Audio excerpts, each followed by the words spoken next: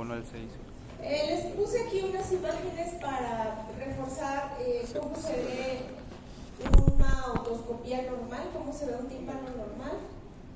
Entonces recuerden que debe de ser adecuada coloración, adecuada textura, debe ser delgada, ¿verdad? Cuando nosotros exploramos con el otoscopio, la luz del otoscopio se refleja en el centro hacia el cuadrante antero-inferior. Es el famoso cono luminoso, reflejo luminoso, ¿verdad? Se refleja menos en cuanto más engrosado es el tímpano y más opaco es. Entonces el reflejo luminoso pues es un signo de un oído sano también. Decíamos, ¿verdad?, que dividimos en pars tensa y pars flácida. La pars tensa tiene las 3 capas histológicas, la pars flácida solamente tiene 2, por eso, como su nombre lo dice, es más flácida, es más propensa a ser afectada por alteraciones en la ventilación del oído medio. Apófisis corta del martillo, mango del martillo, umbus o ombligo del tímpano. Y a veces cuando es muy translúcido el tímpano se ve el ligamento anular, que es literal un anillo más blanquecino, ¿verdad?, fibroso, es el ligamento a través del cual se inserta el tímpano al hueso timpánico, el hueso timpanal dentro del hueso temporal. Entonces, cuando un tímpano es sano, pues debe de tener un ligero bombamiento, y con esta depresión no debe de verse más que el mango del martillo y la apófisis corta del martillo. El resto de la cadena de huesecillos que viene aquí, luego viene hacia arriba el yunque, baja, ¿verdad? Su apófisis larga se articula con el estribo. Eso ya queda detrás, o sea, eso ya queda en oído medio, eso queda detrás de esa parte, ¿verdad?, que se llama epitímpano en el oído medio. Entonces no lo vemos, pero a veces, como vamos a ver hoy en la patología de otitis media telectásica, cuando el tímpano tiene retracciones muy severas, alcanzamos a ver esa articulación entre el yunque y el estribo. ¿Dudas de cómo se ve un oído medio? Luego, entonces, tienen que ver y ver y ver. Por eso me importa mucho que hagan la práctica de otoscopías, porque pasa mucho. A veces no sé si es que de verdad no saben ver oído, o porque quieren vender, ¿verdad? Los médicos de farmacia, muchas veces cuando un paciente va con otalgia, y el tímpano, pues todo se ve normal, y dice, no, si trae infección, no, si trae inflamación, pues ya le suman sus antibióticos, sus gotas, lo que sea. Y a veces es simplemente vascularidad normal. A veces lo que ven es esto, ¿verdad? Estas pequeñas venitas, arterias, capilares superficiales, y pues ya creen que es inflamación. Este sigue siendo un oído normal. Este sigue siendo un oído normal, con unos pelillos ahí porque se cortó el cabello, creo, pero vean, así se ve, la vascularidad viene descendente, ¿verdad? De arriba hacia abajo, vertical, discurre así por el eje del mango del martillo. Entonces eso es completamente normal.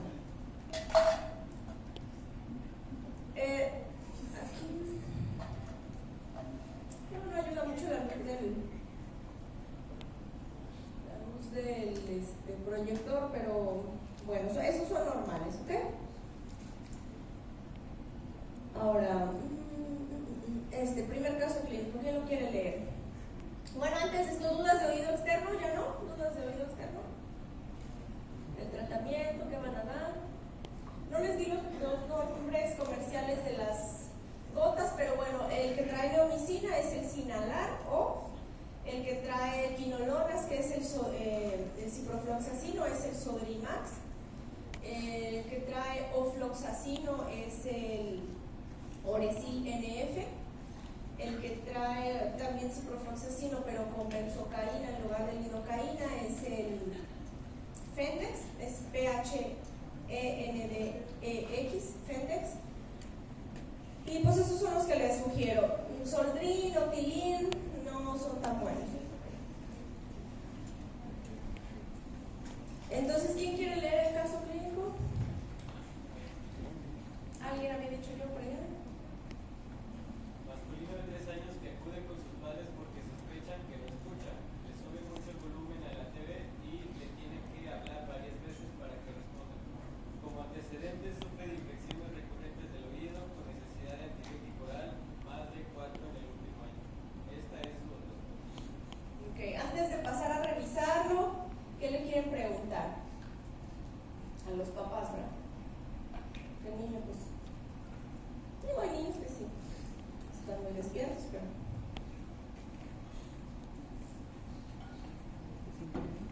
¿Qué quieren saber antes de revisarlo?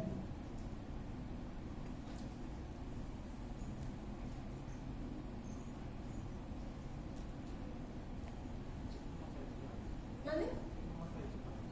Síntomas adicionales, no hay dolor. Claro, excepto por los episodios donde sí ha tenido infecciones, ¿no? Por eso se lo han diagnosticado. Las infecciones que ha tenido de oído, pues los papás no saben decirte qué fue, qué diagnóstico le dieron, pero lo llevaba al pediatra porque les dolía, el niño se quejaba de dolor de oído, estaba muy irritable, a veces sí tenía fiebre, no siempre, y el pediatra le decía que estaba infectado su oído y le daba antibióticos.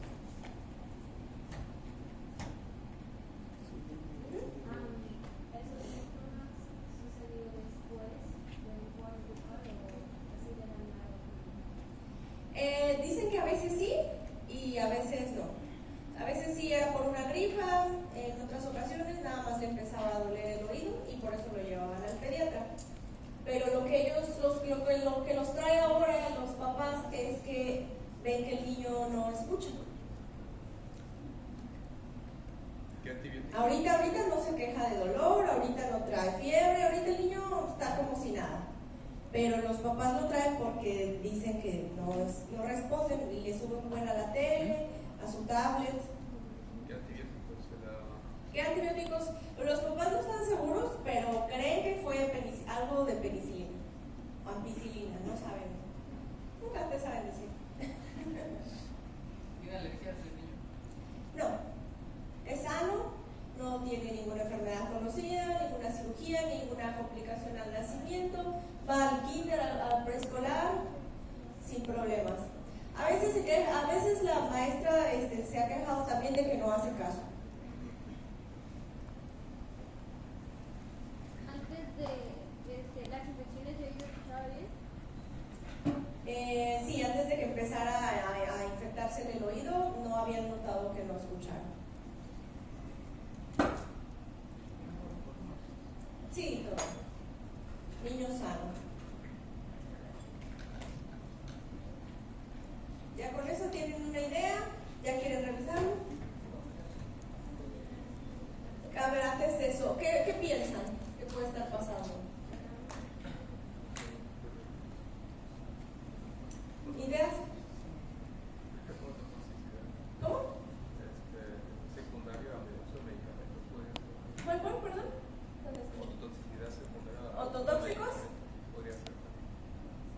Más de una penicilina a un niño, por ejemplo. Digo, yo no lo sospecharía. ¿Por qué? Porque a menos que me dijeran que fue un niño que estuvo en terapia intensiva, con neumonía, que tuvieron que usar antibióticos parenterales de amplio espectro, ¿no? Casi siempre hay niños que padecen neumonías de neonatos o antes del año de edad, usan mucho amicacina, sí usan mucho amicacina los pediatras todavía, a pesar de que les jalamos las orejas, pero si no hay un antecedente así de gravedad, ¿verdad? Yo no sospecharía ototóxicos porque digo, fue con el pediatra a sus consultas, ¿verdad? Cuando se infectaba y seguramente si le daban amoxicilina o ampicilina, como dijo la mamá, ¿no? Entonces esa no sería mi primera sospecha. ¿Alguien más? Perforación timpánica es una posibilidad, ¿sí? Aunque en realidad no se queja de otorrea, pero ni tampoco hubo otorreas en los episodios de aparente infección. Pero bueno, es una posibilidad, ¿no? Sí, que no lo hayan detectado, ¿ok? ¿Qué más? Para mí tampoco sería mi primera sospecha diagnóstica, pero sí es como posibilidad, sí. Ajá. ¿Qué más? Otitis, otitis media supurativa. Ahorita no tiene otorrea, no tiene dolor. Ahorita solo hay hipoacusia. Una otitis de repetición, por el tiempo, ¿no? Exacto.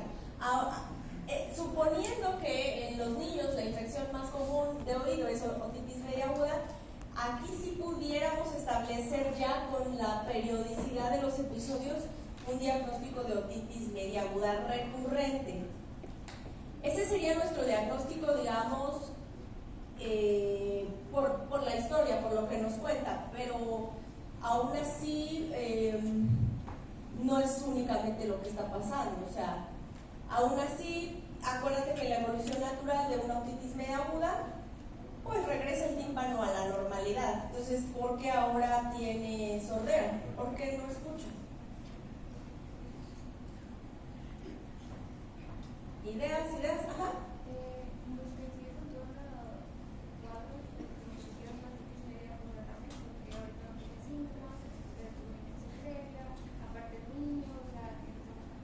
A ver, diles a tus compañeros, porque para los que no te escucharon, tu razonamiento. Bueno, pues yo creo que es una otitis media con derrame porque ahorita el niño no está presentando otorrea o talgia, nada de eso, pero pues sí tuvo una infección de previa y pues aparte recurrente, y pues lo principal es que tiene sordera. Exacto.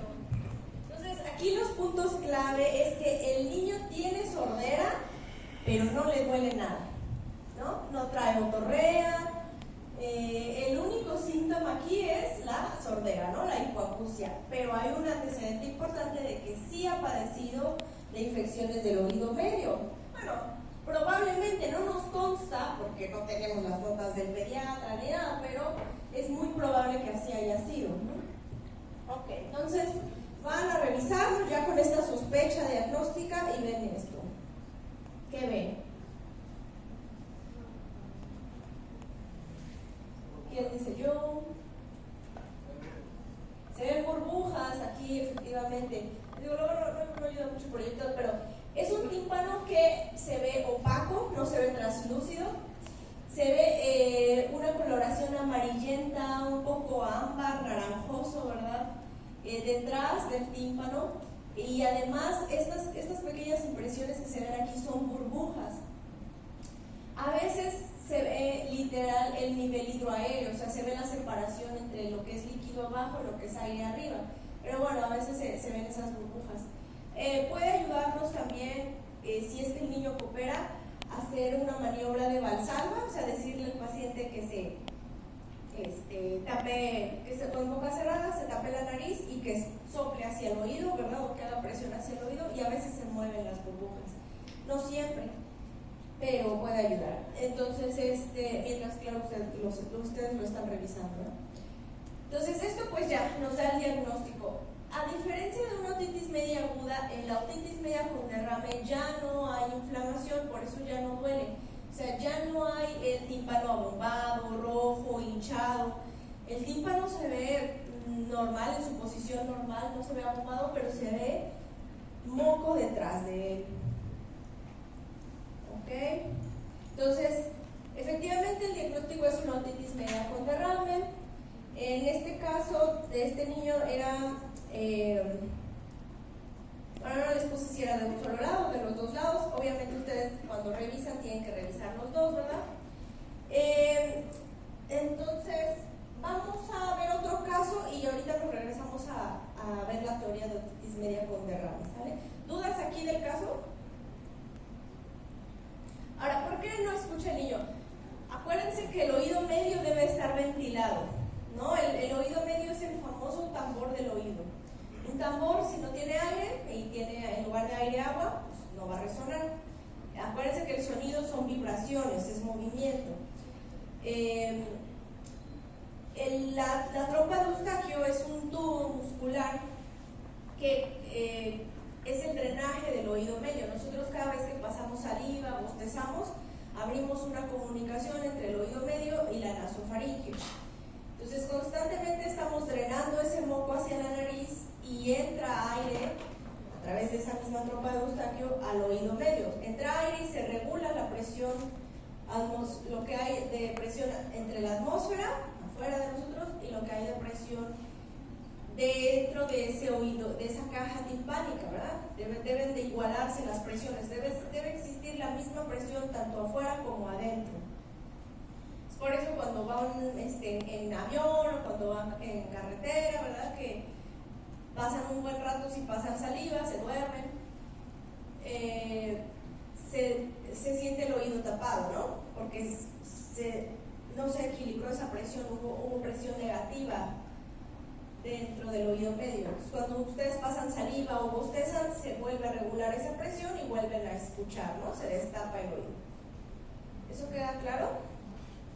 La trompa de Eustaquio tiene esa función de drenaje y también tiene una función de protección. Su estado natural es estar siempre cerrado, pero cuando bostezamos se contraen unos músculos, ¿verdad?, que la abren, sobre todo el tensor del velo del paladar, y entonces pues se hace ese equilibrio. ¿Por qué de protección también? Porque evita, como está siempre cerrado, evita que las bacterias que viven de por sí en la nasofaringe, en la nariz, en la boca, en la orofaringe, asciendan al oído medio. El oído medio sí es un espacio que debería ser estéril. ¿Okay? Hay pacientes que tienen la trompa de Eustaquio que le llamamos patulosa. Patulosa es que está casi siempre abierta, no tiene esa tensión que la mantiene cerrada, y entonces a veces incluso con reflujo gastroesofágico pueden sentir dolor en el oído, porque ese ácido alcanza hasta la garganta, la nasofaringe, y a veces se introduce hasta la trompa de Eustaquio.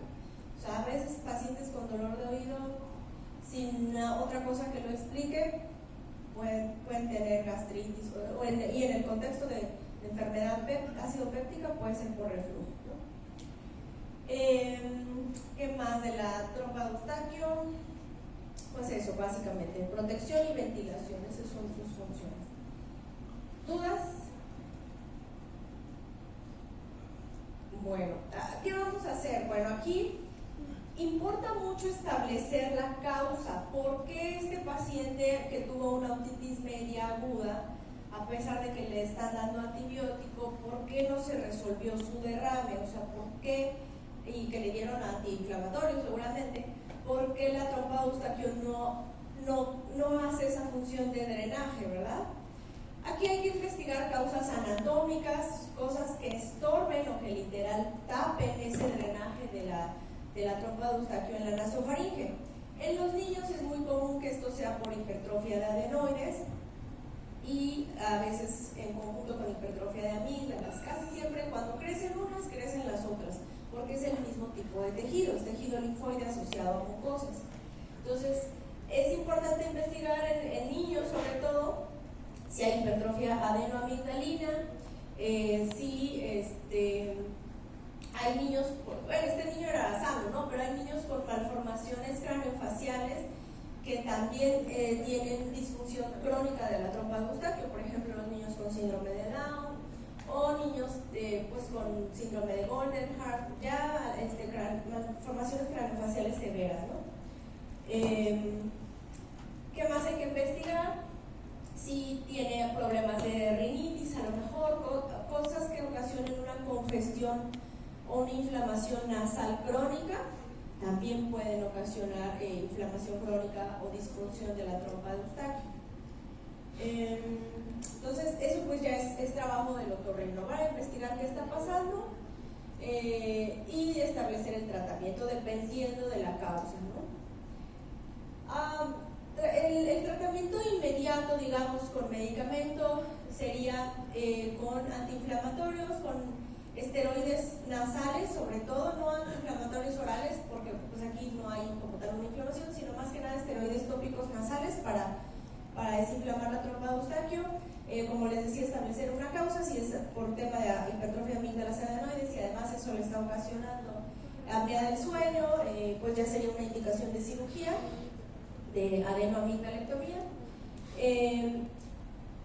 Le podemos dejar algún mucolítico, sí pudiera funcionar en agudo, ¿verdad? N-acetilcisteína, que es el lisomufil, a veces lo dejamos.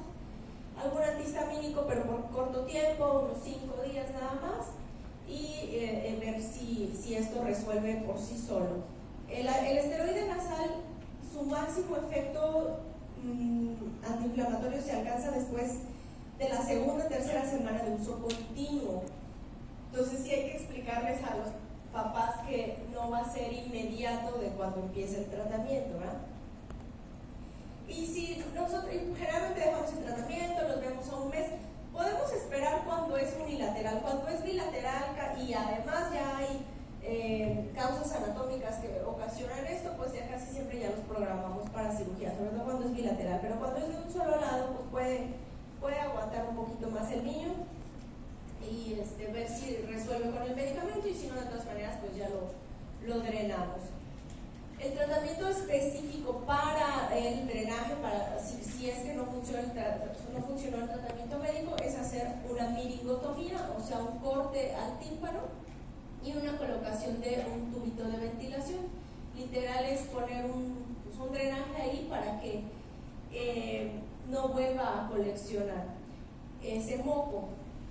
Esto, como les digo, siempre y cuando se haya establecido que la disfunción de la trompa de Eustaquio es por algo crónico, que ya no es por inflamación, a lo mejor que es por tema de amígdalas adenoides, pero si no se quiere operar amígdalas adenoides, o sea, ahí dependiendo mucho el caso, ¿no? Pero específico de tratamiento para una otitis media con derrame, sobre todo pues crónica o que no resolvió con el tratamiento, es la miringotomía y la colocación de tubos de ventilación, ¿verdad? A veces esto es tema de que no encontramos una causa evidente, simplemente hay niños que por genética así nacen con la trompa de Eustaquio disfuncional, así le llamamos, simplemente no se abre, y esos niños tiene mucho que ver con la edad, porque también la trompa de Eustaquio, entre más pequeños son, es un poquito más horizontal, van creciendo entre 7 y 8 años, ya se hace de la posición vertical ante la de un adulto. Entonces los lactantes que pues, comen acostados, ¿verdad? Luego también el reflujo de la leche genera este tipo de infecciones de repetición, y cuando no se resuelven, pues bueno, el derrame. Pero lo que pasa en la mayoría de los casos es que conforme van creciendo, esto se va haciendo menos común, y tiende a mejorar un poco esta función de la trompa de Eustaquio. Entonces, a veces lo que la gran mayoría de las veces pasa es que les ponemos tubo de ventilación una vez, el oído solito lo bota y ya no necesita volverse a colocar. O sea, son niños que hay que estar vigilando, sobre todo para evitar lo siguiente, las complicaciones. O sea, si esto no se atiende, la evolución natural de la enfermedad evoluciona al siguiente tema que vamos a ver. Entonces se tiene que vigilar. Acá les voy a dejar otro caso, nada más como para que quede bien claro. ¿Quién lo lee?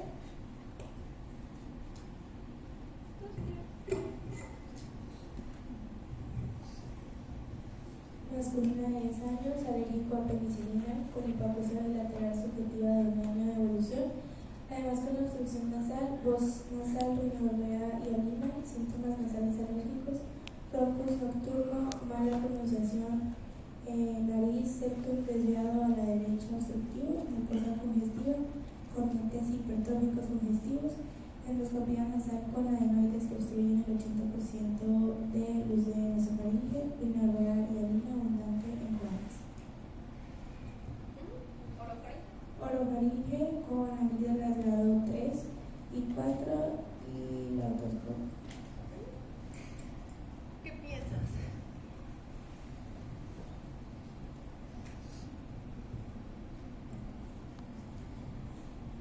Pues es lo mismo, ¿no? O sea, sospechamos prácticamente lo mismo. Un niño que no escucha bien de los dos lados y además ya nos está causa, ¿no? Ya nos está diciendo que tiene problemas para respirar por la nariz, que ronca, y cuando lo revisamos, pues también vemos que la nariz, la nasofaringe está tapada y las amígdalas también, ¿no? Tiene un crecimiento grado 3, grado 4. Entonces, pues es como que muy obvio, ¿no? Ya con esto, ¿qué es lo que vamos a encontrar cuando revisemos el oído? Aquí hay dudas del cuadro. ¿Alguien pensaría algo diferente?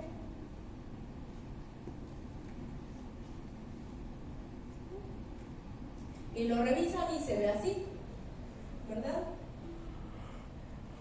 El tímpano íntegro, opaco, pero vemos esto, ¿no? El nivel hidroaéreo. Se ve claramente, así es. Esta es la porción, digamos, que se ve normal, esta es la porción anormal. Se ve amarillento, la división, ¿verdad? Huellas de moco que ha quedado aquí, pero no lo vemos rojo, abombado, hinchado, edematoso, ¿no? Por eso el niño pues no se quejaba de dolor. Del otro lado lo revisan. ¿Este qué lado es? Derecho, muy bien. ¿Y este? Izquierdo.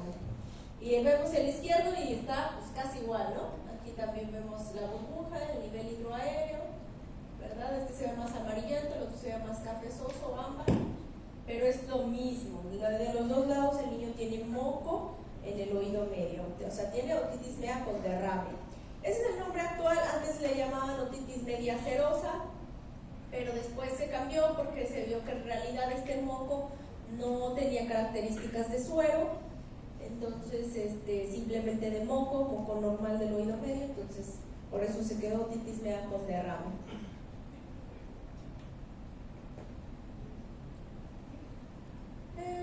Ok, entonces vamos a dar nada más para que quede ya bien cerrado otitis media con derrame.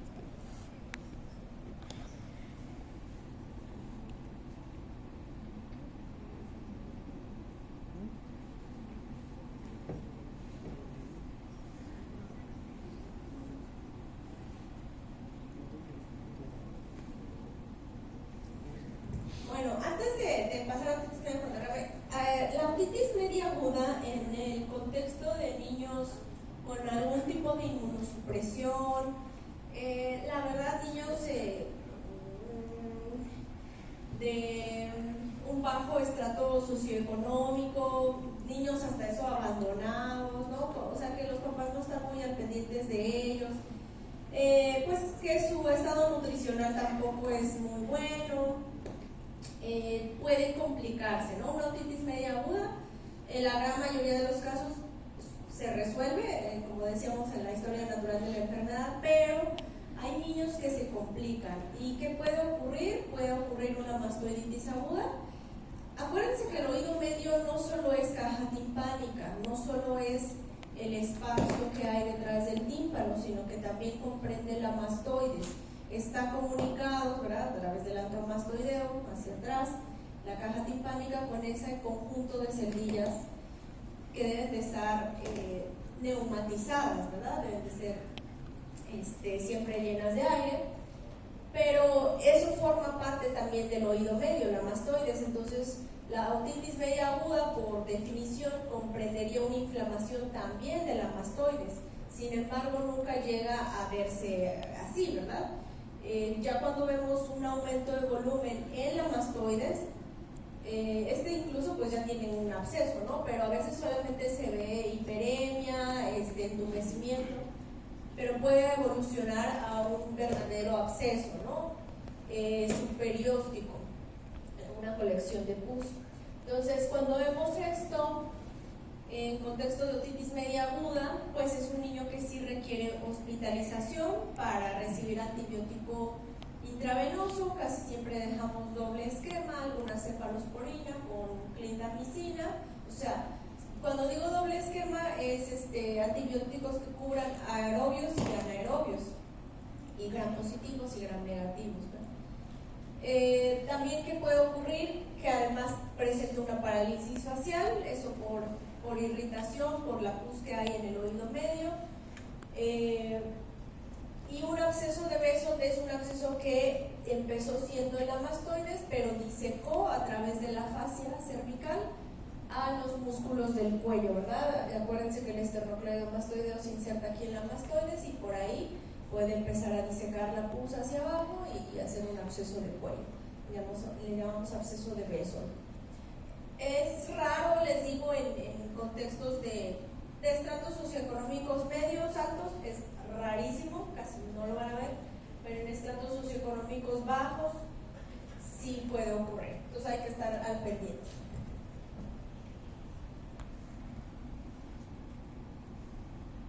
Para que quede clara la definición de otitis media aguda con recurrente, este niño del primer caso que decíamos que tenía 4 episodios en el último año, ¿verdad? Ya entra dentro de esa definición. Más de 3 o igual a 3 en los 6 meses, en los últimos 6 meses, o más de 4 en el último año, ¿no? Este niño tenía otitis media aguda recurrente.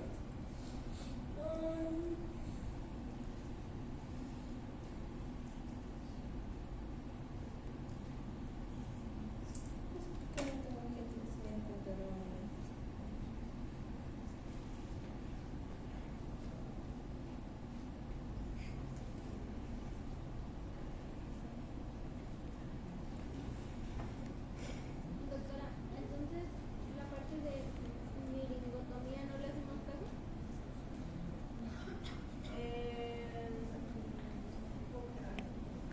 O sea, ¿sí le estudiamos?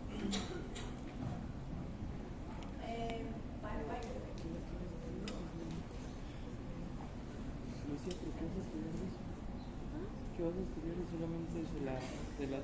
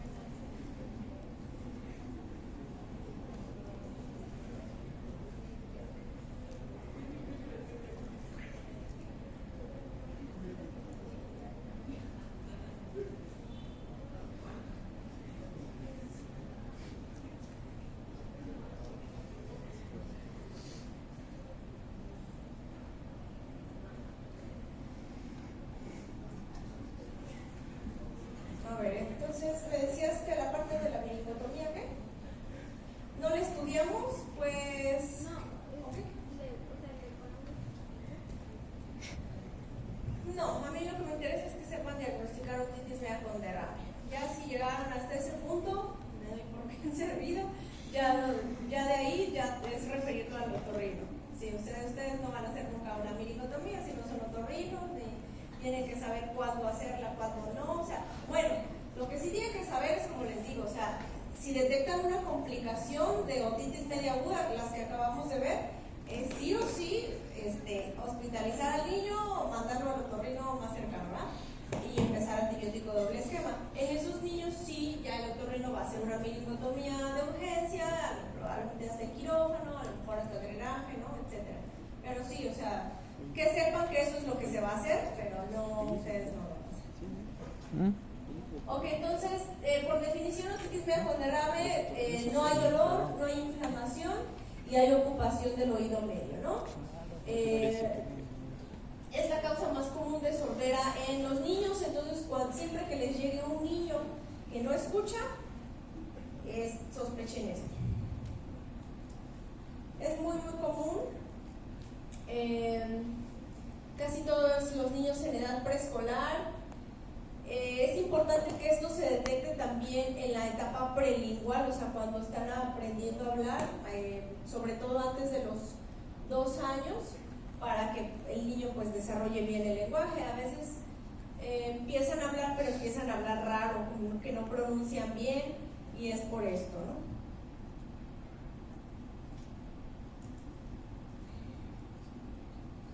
Hasta el 40% puede ser recurrente o persistente, y ya muy poquitos de los episodios duran más de un año, ¿verdad?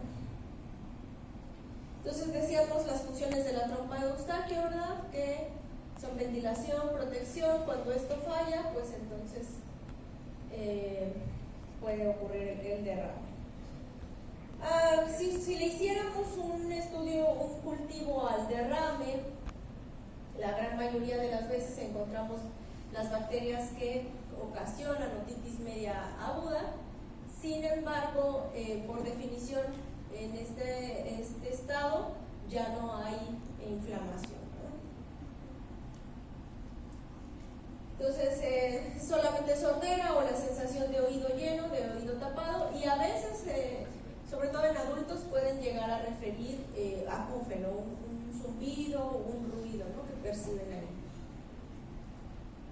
Entonces hay que identificar las causas, ¿verdad? El diagnóstico es clínico, o sea, es ver el derrame o los niveles hidroaéreos, pero hay casos en los que queda la duda. Entonces ahí sí nos apoyamos de estudios audiológicos. Sobre todo para identificar el derrame nos sirve la impedanciometría o timpanometría, ¿verdad? Y clásicamente vamos a obtener una curva de timpanometría tipo B. Y en una audiometría va a haber una sordera de tipo conductiva. ¿Okay? Va a haber un gap conductivo entre la vía aérea y la vía ósea.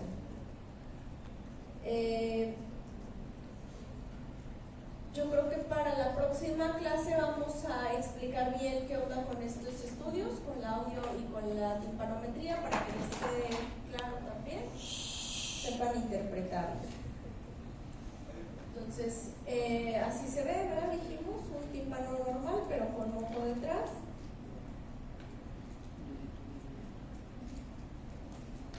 El diagnóstico entonces 100% clínico a través de la visión directa o incluso con una otoscopía neumática. ¿Qué es eso de la otoscopía neumática? No sé si ustedes, si han comprado su otoscopio, hay otoscopios que tienen una manguerita y con una perilla. Entonces, la idea es que cuando tú estás revisando, si es que hiciste un sello hermético entre el cono y el conducto, si tú le aprietas a la perilla, mandas aire al conducto auditivo externo y eso pudiera generar un movimiento en la membrana timpánica. Y cuando tú extraes el aire, sueltas la perilla y chupas ese aire, puedes regresar ese movimiento también de la membrana timpánica, ¿verdad? Eso en teoría. La verdad es que en la práctica, si no hay un sello hermético entre el cono y el conducto, es difícil que veamos ese movimiento, pero bueno, típicamente siempre se ha descrito como esta técnica de la otoscopía neumática el método diagnóstico, porque si no se mueve el tímpano es porque hay o rigidez de la cadena auricular o moco detrás del tímpano, ¿no? Pero siempre que hay moco detrás del tímpano, pues el tímpano no se mueve. Y es la razón por la que también la timpanometría sale plana, es una curva tipo B.